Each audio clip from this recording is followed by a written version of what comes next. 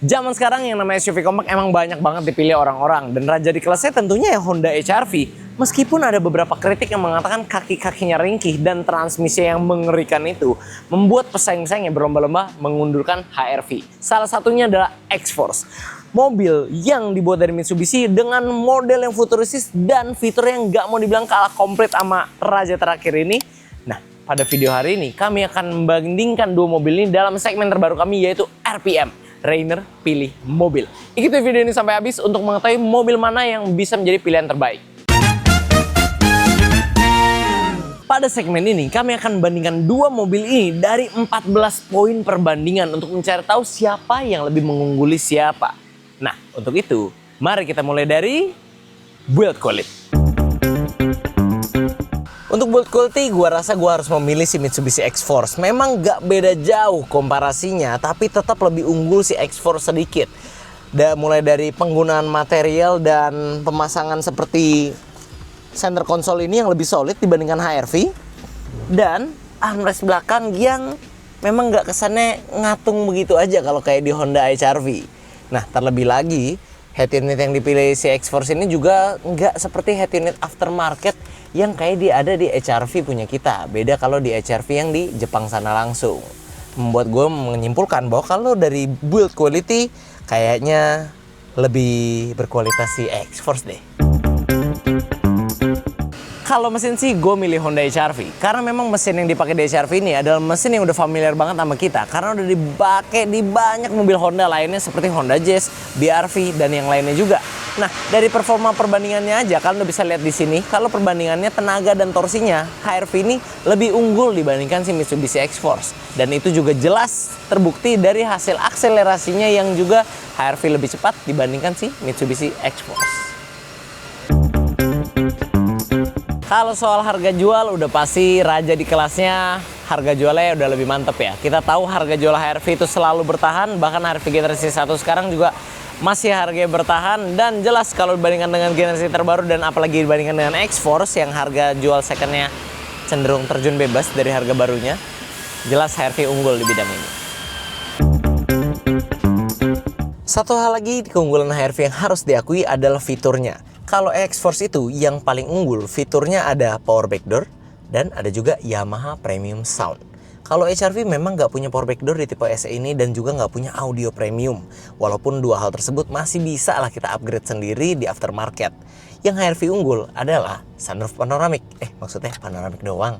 Walaupun memang yang belakang ini agak banyak kontroversi, tapi nyatanya dengan adanya atap kaca ini lebih banyak disenangi orang-orang, terutama kaum hawa ya.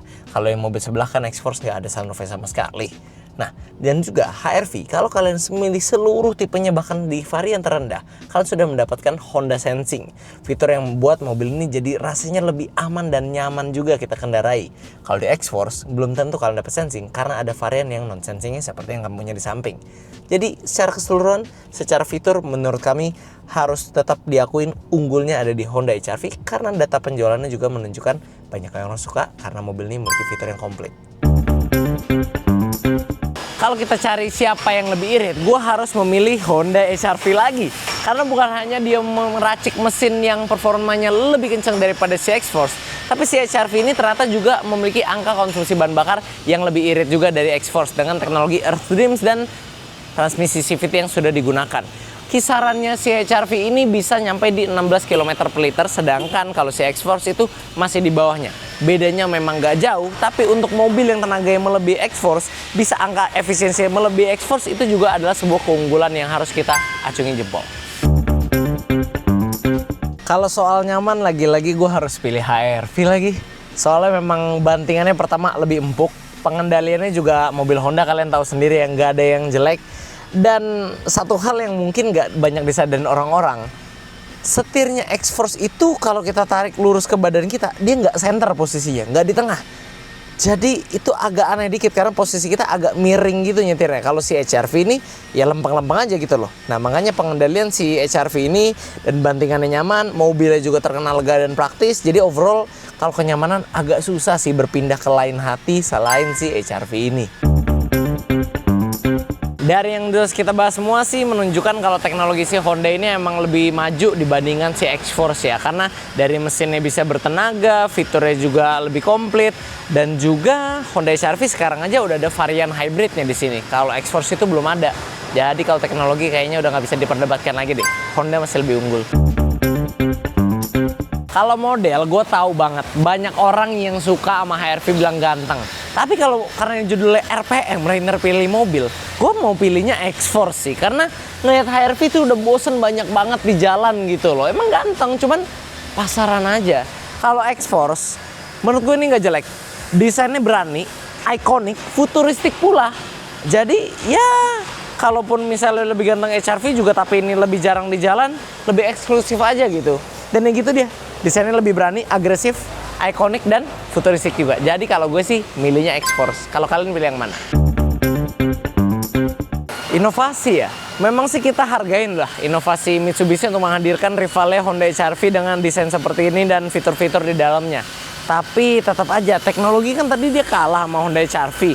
Honda HR-V menurut gue inovasinya lebih maju sih, karena memang walaupun sunroofnya jadi turun tahta, jadi panoramik warung begitu, tapi selain-lainnya ya, seperti teknologi mesinnya yang lebih unggul, dia juga sudah punya Honda Lane Watch, dan HR-V ya udah ada HR-V hybrid sekarang, dan bahkan ada HR-V yang EV, di mana X-Force ya baru gitu-gitu aja mesinnya. Jadi inovasi jelas ada pada mobil ini.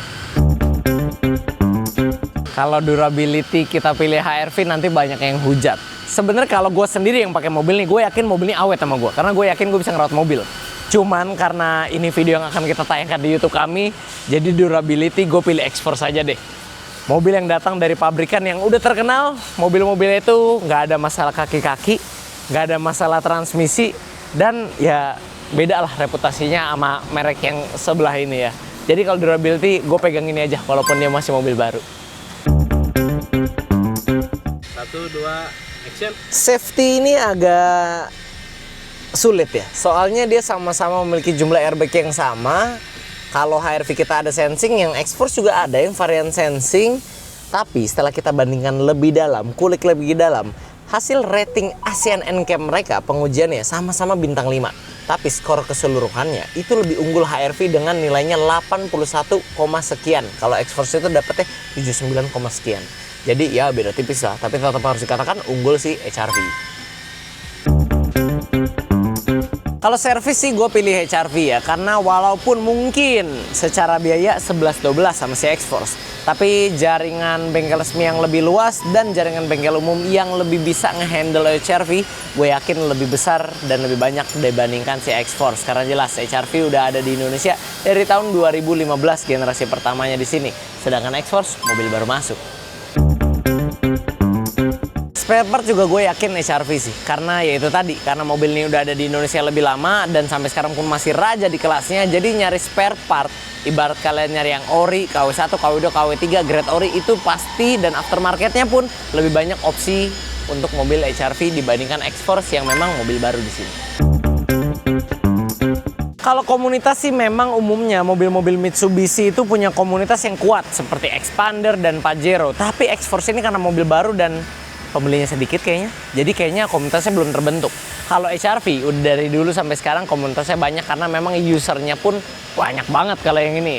Jadi secara komunitas dan kuatnya dan banyaknya komunitas, gue pegang HR-V juga. Kalau dari kita bandingkan poinnya, ini telak banget ya. HR-V menang 11 poin, kalau si X-Force cuma dapat 3 poin doang. Lantas apakah artinya si X-Force ini mobil yang benar-benar jelek atau jangan dipilih? Ya enggak juga. Karena secara harga pernah jual, secondnya X-Force ini memberikan value for money yang jauh lebih baik dibandingkan Honda HR-V. Karena dengan tahun yang sama, X-Force ini harganya jauh lebih murah dibandingkan Honda HR-V. Kalau kebutuhan kalian nggak perlu yang misalnya sunroof, atau mungkin nggak perlu yang bagasinya lega atau yang gimana, ya X-Force ini cukup gitu loh. Nah, tapi balik lagi, kalau memang kebanyakan orang kita kebutuhannya akan banyak memilih HR-V, karena tercermin juga dari angka penjualan yang lebih tinggi dan memang lebih banyak unggul dibandingkan si X-Force ini. Oke friends, sekian dulu untuk video hari ini. Kami tentunya masih punya banyak konten menarik dan edukatif lainnya yang akan kami sajikan di channel YouTube kami, yaitu Formula Motor TV. Jadi jangan lupa like video ini bila kalian menyukainya, dukung kami dengan cara subscribe channel kami, dan jangan lupa bunyikan lonceng notifikasi agar kalian tidak ketinggalan update dari kami. Pada akhirnya gue Rainer pamit undur diri dulu, sampai ketemu di video selanjutnya.